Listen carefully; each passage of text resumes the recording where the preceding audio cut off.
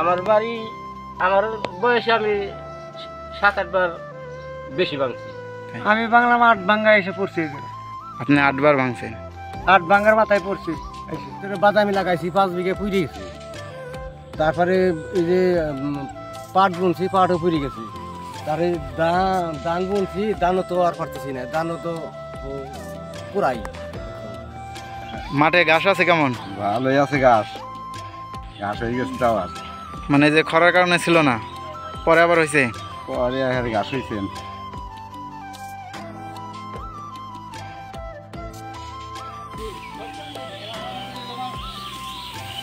চরের মানুষ খুব দুস্থ, প্রাকৃতিক পরিবেশের সাথে যুদ্ধ করে সবসময় নিজেদেরকে টিকিয়ে রাখতে হয়।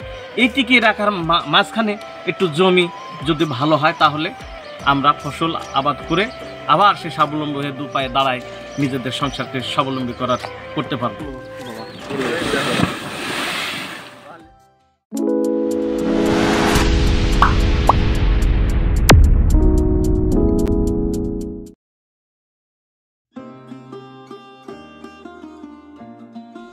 রাজশাহীর চর চক্রাজপুর অনেকের কাছে চর চক্রাজপুর নামে পরিচিত হলেও অনেকের কাছে শস্য ভাণ্ডার নামে পরিচিত।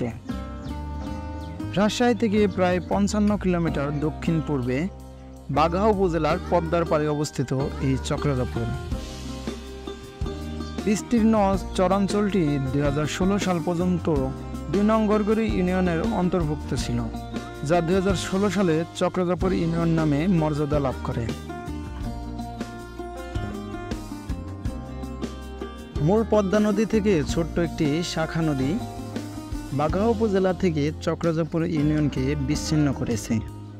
পদ্মা বিধৌত অঞ্চল হওয়ায় চক্রাজপুরের সাথে বাঘা উপজেলা সদরের যোগাযোগ ব্যবস্থাও উন্নত নয়।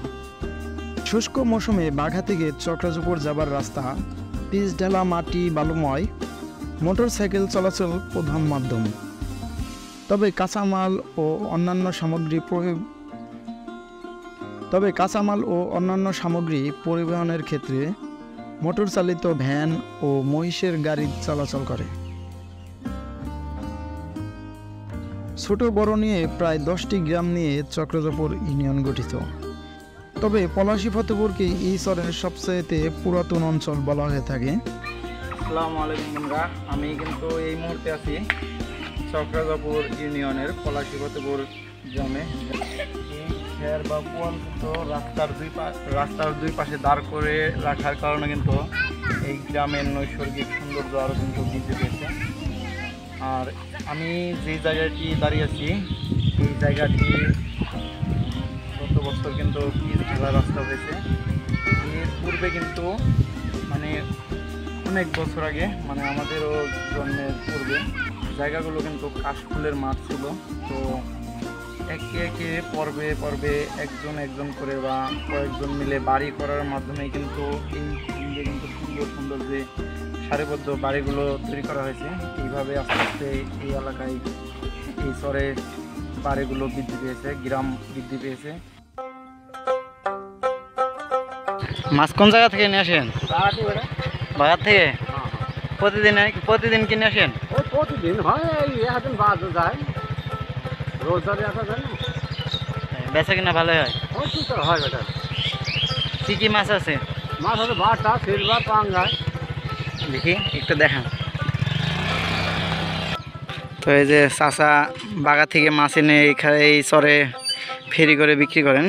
কত বছর যাবত বিক্রি করেন আপনি? মোটামুটি 30-35 বছর এই মাছ বিক্রি করে আর বছর 10 হচ্ছে এটা। তাই?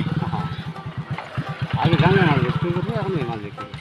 নদীর মাছ এখন তো বেশি হয় না? না, এখন অল্প হয়, এই ভাদর দিকে কিছু হয়। বর্তমানে 10টি গ্রামের মধ্যে পলাশী ফতেপুর এবং দাঁতপুর সম্পন্ন রয়েছে। কালিদাসখালী ও লক্ষ্মীনগরের অর্ধেকের বেশি নদীতে বিলীন হয়ে গেছে এবং আতারপাড়া, চৌমাদিয়া, দিয়ার কাদিরপুর, চক্রাজপুর সহ ছোট বড় অনেক গ্রাম নদী ভাঙনে বিলীন হয়ে গেছে অনেক আগে। আবার নদীর বুকে নতুন করে চর জন্মেছে। সেই পুরনো চরে গ্রামের নাম বহন করছে এই চরগুলো। এই চক্রাজপুর চর অনেকের কাছে শস্য ভাণ্ডার নামে পরিচিত। কেননা এই চরে হয়ে থাকে নানা ধরনের ফসলি আবাদ। এর মধ্যে উল্লেখযোগ্য ধান, পাট, ভুট্টা, গম, পেঁপে সহ আরও নানা ধরনের ফসল। এছাড়াও রয়েছে বিভিন্ন ধরনের ফলের বাগান। এসব ফল শুধু বাংলাদেশ নয়, দেশের বাহিরেও রপ্তানি হয়।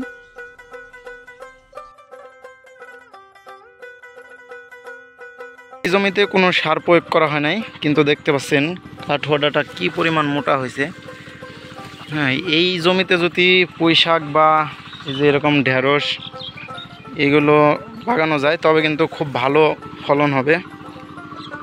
এই যে দেখতে পাচ্ছেন সার কীটনাশক ছাড়া এই যে এইসব ফসল এগুলো, এটা এক জাত।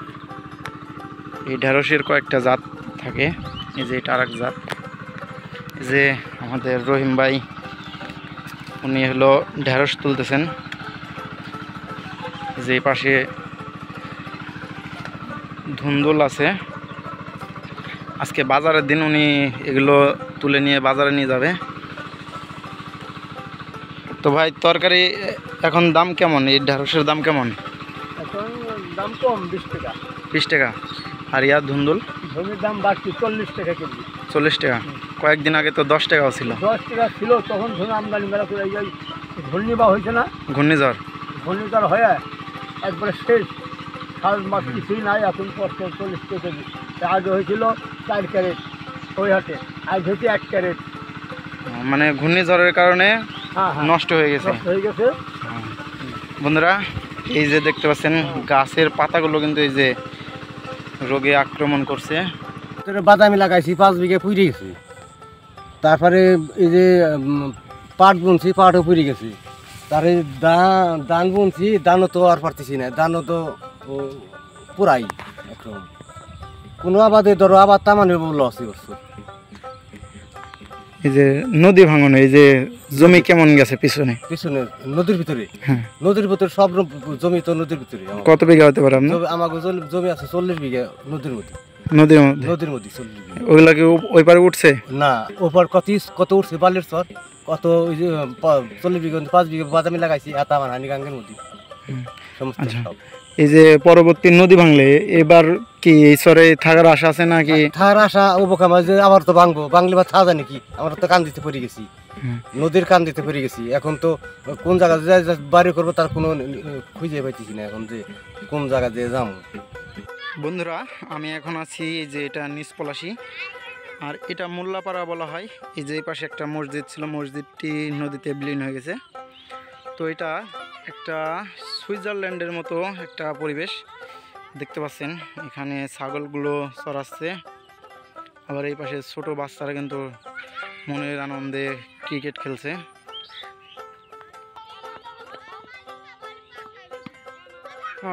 সেই একটা শট মারছে।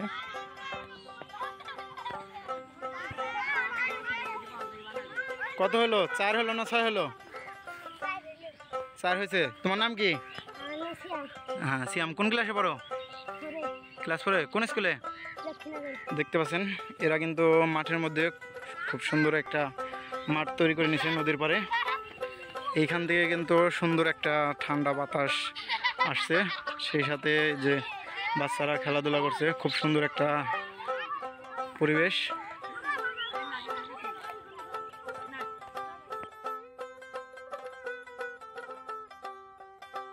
এছাড়াও পদ্মা নদীর পাড়ে অবস্থিত এই চর চক্রপুর।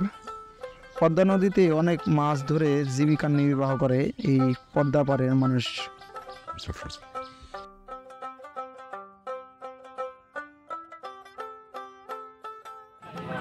বন্ধুরা পদ্মার পাড়ে কিন্তু সেই চক্রধরপুর, আর এই চক্রধরপুরে কিন্তু অনেক আগে থেকে কিন্তু নদীর মাছ পাওয়া যায়। এই যে দেখতে পাচ্ছেন চিংড়ি, এই পাশে যে ভাইরা মাছ ধরে আসছে, ওনাদের থেকে মাছ দেখি কিরম মাছ পেয়েছে।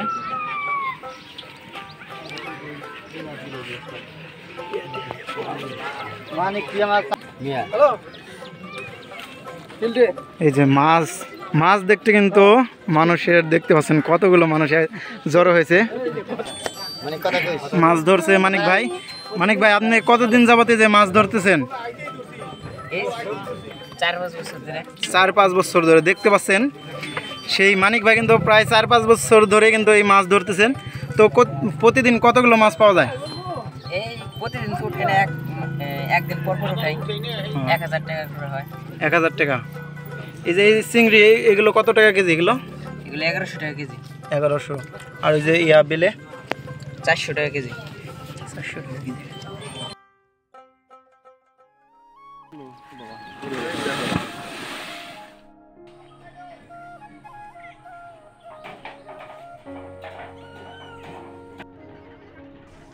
মূলত পদ্মার পাড়ে চক্রজাপুর চর হওয়ায় এখানকার মানুষকে নদীর সাথে জীবন যুদ্ধ করে বাঁচতে হয়।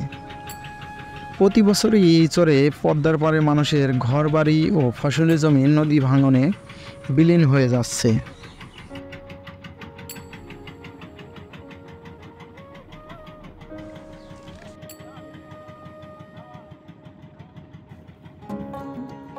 খাবার আই যাবো না সড়কের মাথায় যাবো কোনো জায়গা ঠিক হয় না। আপনাদের নিজের তো কোনো জমি নাই? আমাদের নিজের জায়গা জমি নেই। এই চরে নদী ভেঙে গেছে? কিছু নাই আমাদের।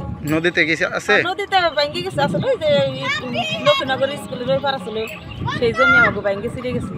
পাওয়া যাইতেছে না জমি 25,000 টাকা বিঘে তা পাওয়া যাইতেছে না। টাকাগুলো কত বছরের অগ্রিম দিতে হচ্ছে?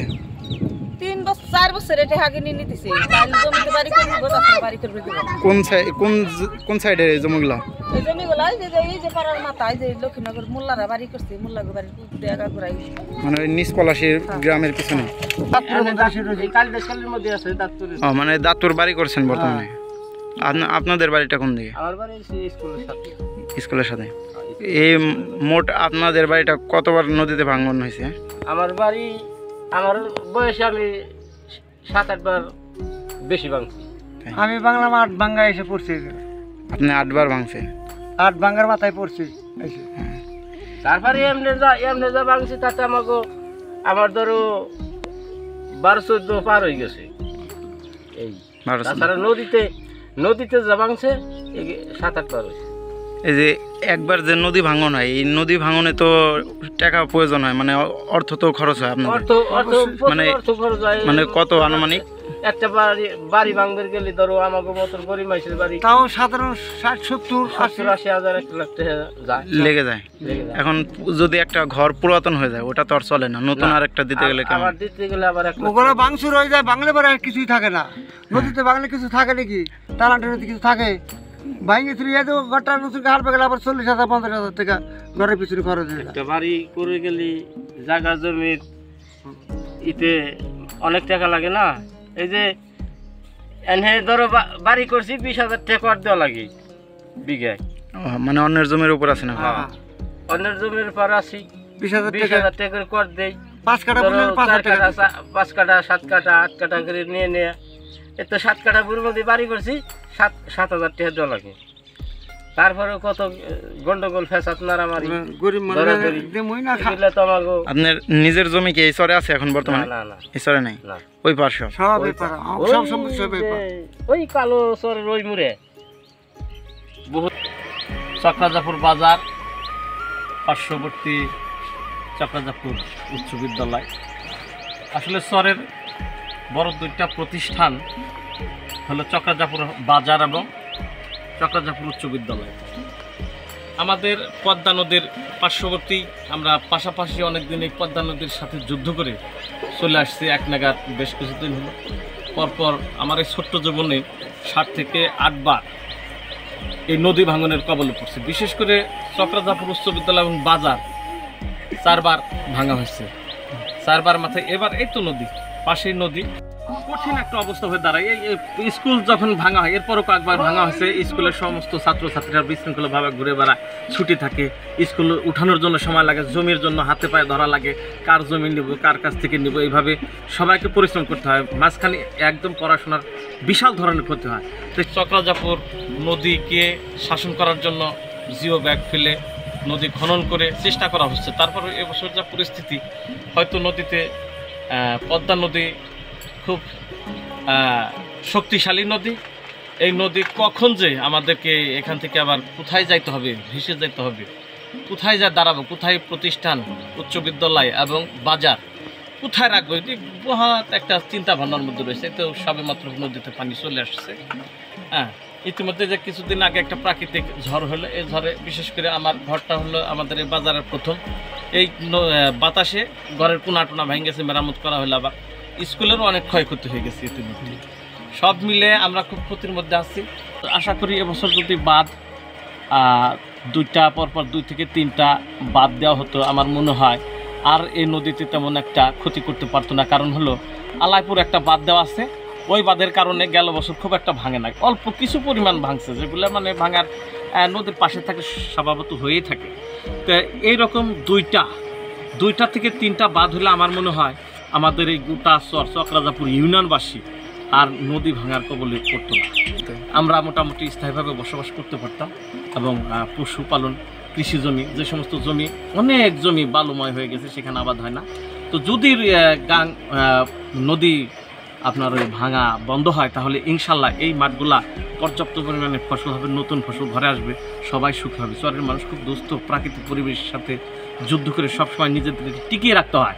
এই টিকিয়ে রাখার মাঝখানে একটু জমি যদি ভালো হয় তাহলে আমরা ফসল আবাদ করে আবার সে স্বাবলম্বী হয়ে 2 পায়ে দাঁড়ায় নিজেদের সংসারকে স্বাবলম্বী করতে পারবো। আশা করি ভিডিওটি আপনাদের অনেক ভালো লেগেছে। ভিডিওটি ভালো লাগলে অবশ্যই লাইক, কমেন্ট করবেন এবং শেয়ার করে আপনার বন্ধুদের দেখার সুযোগ করে দিবেন। ধন্যবাদ পদ্মা ডিসকভারির সাথে থাকার জন্য।